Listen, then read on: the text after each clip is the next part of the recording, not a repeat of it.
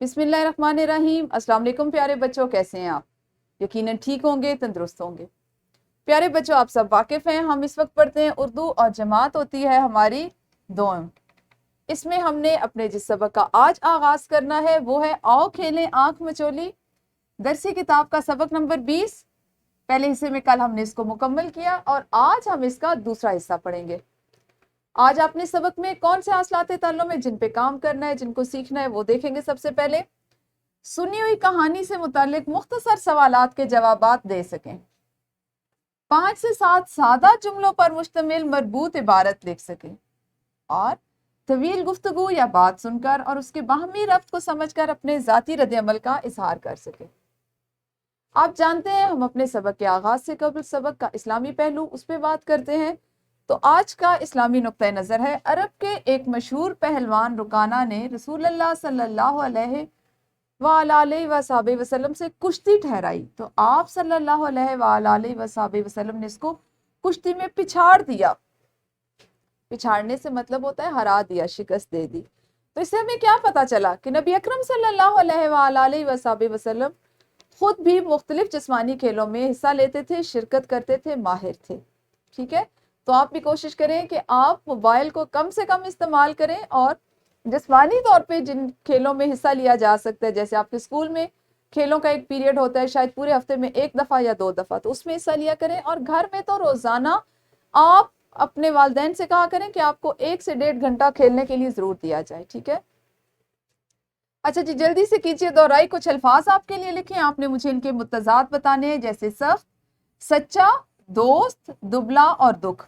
Video کو روک کر جلدی سے اس کی دہرائی کیجیے تاکہ ہم اپنا آج کا سبق کریں۔ دہرائی آپ سب نے کر لی۔ پڑھنے سے پہلے کی ایک سرگرمی ہے کہ تفریح کے اوقات میں آپ کون کون سے کھیل کھیلتے ہیں۔ اب یہاں پر تفریح سے مراد آپ کے اسکول کی تفریح کا وقت ہے، جس کو آپ لنچ ٹائم کہتے ہیں یا بریک کہتے ہیں۔ ٹھیک ہے، اور آپ مجھے بتائیے کہ پاکستان کا قومی کھیل کون سا ہے۔ آپ کا بتانے کا طریقہ کیا ہوگا کہ آپ نے ہاتھ کھڑا کرنا ہے، معلمہ جس کا نام لیں گے صرف اس بچے نے جواب دینا ہے۔ یہ آپ نے کر لیا پہلے کی ایک سرگرمی۔ تو آج آپ نے سبق کے پہلے نصف کی بلند خوانی کرنی ہے، اور آپ جانتے ہیں اس کا طریقہ کار کیا ہوتا ہے۔ ہم اپنی کتابیں کھول کے اپنے سامنے رکھتے ہیں۔ سب سے پہلے سبق میں موجود ایسے خاص الفاظ جن کو ادا کرنے میں آپ کو مشکل ہو یا آپ کے لیے نئے ہوں، میں آپ کو ان کو ادا کرنا سکھاؤں گی اور سکھاتی ہوں۔ اس کے بعد ہم اپنے سبق کو پڑھتے ہیں، اور پھر آپ غور سے سننے کے بعد، سمجھنے کے بعد اپنی معلمہ کی ہدایات کے مطابق خود اس کی بلند خوانی کرتے ہیں۔ سب سے پہلا لفظ ہے جی پسندیدہ۔ سب سے پہلا لفظ ہے پسندیدہ، دلچسپ، پھر ہے ضامن، مخصوص، مقبول اور چھپن چھپائی۔ یہ تو ایک کھیل کا نام ہے نا۔ ہم جلدی سے سبق کی پڑھائی کرتے ہیں۔ بچپن میں کھیل کود کے لیے بہت جوش اور جذبہ پایا جاتا ہے۔ کھیل کود کی وجہ سے انسان کا جسم مضبوط اور صحت مند ہوتا ہے۔ کھیل کے ذریعے انسان نظم و ضبط سیکھتا ہے، اس سے بچوں میں خود اعتمادی پیدا ہوتی ہے۔ مختلف علاقوں کے رہنے والے لوگ مختلف کھیل کھیلتے ہیں۔ بعض کھیل پورے پاکستان میں کھیلے جاتے ہیں، جیسے کرکٹ، ہاکی، فٹ بال اور ٹینس وغیرہ۔ کچھ کھیل ایسے ہیں جو مخصوص علاقوں میں کھیلے جاتے ہیں، ان کو ہم ان کے علاقائی کھیل بھی کہتے ہیں۔ ٹھیک ہے، علاقائی کھیلوں میں آنکھ مچولی، گلی ڈنڈا، کوکلا چھپاکی، بول میری مچھلی، برف پانی، چندا کی چاندنی اور پٹھو گرم وغیرہ خاص طور پر بہت مقبول ہیں۔ آنکھ مچولی بچوں کا پسندیدہ کھیل ہے۔ آنکھ مچولی کو چھپن چھپائی بھی کہا جاتا ہے۔ کیا آپ جانتے ہیں کہ پاکستان 4 مرتبہ ہاکی کا عالمی چیمپئن رہ چکا ہے۔ عالمی چیمپئن وہ ہوتا ہے جو پوری دنیا میں سب سے زیادہ ہائی لیول پہ ہوتا ہے، سب سے زیادہ اوپر کے لیول پہ ہوتا ہے، اس کو عالمی چیمپئن کہتے ہیں۔ اور پاکستان 4 مرتبہ عالمی چیمپئن رہ چکا ہے۔ آپ نے اس سبق میں مختلف علاقائی کھیلوں کے بارے میں پڑھا، جس میں آنکھ مچولی، گلی ڈنڈا، کوکلا چھپاکی، بول میری مچھلی۔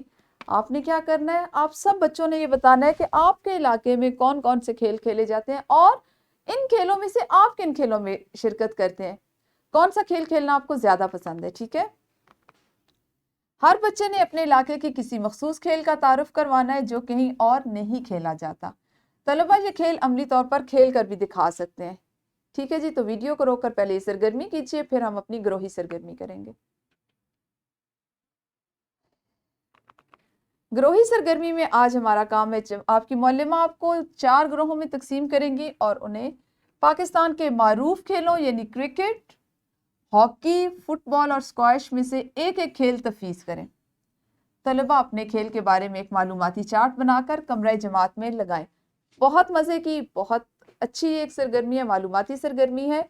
एक चार्ट पे आपने क्रिकेट लिखना है, क्रिकेट के तस्वीर लगाइए और क्रिकेट की टीम में कितने खिलाड़ी होते हैं, पाकिस्तान ने क्रिकेट में कौन सी नुमायां कामयाबियां हासिल की, वो लिखना है। इसी तरह फुटबॉल, स्क्वैश और हॉकी का लिखना है। आपने 4 चार्ट बनाने और अपनी जमात में 4 जगहों पर उनको आवेज़ा कर दीजिए और इस तरह आप जब तक ये सबक पढ़ते रहेंगे तो आपकी जमात में रहेंगे।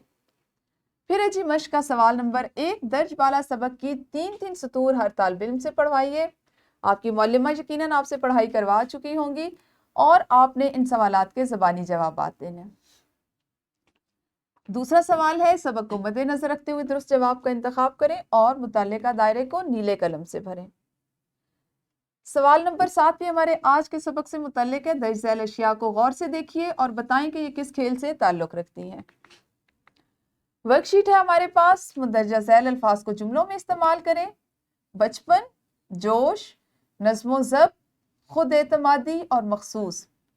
अपने पसंदीदा खेल के बारे में 5 से 7 जुमले लिखने हैं और आज का सबक पढ़ाते वक्त मौल्लिम और मौल्लिमा ने इसके तारुफ में जो बातें की थी उनको सुनकर आपकी समझ में जो आया वो यहाँ लिखें।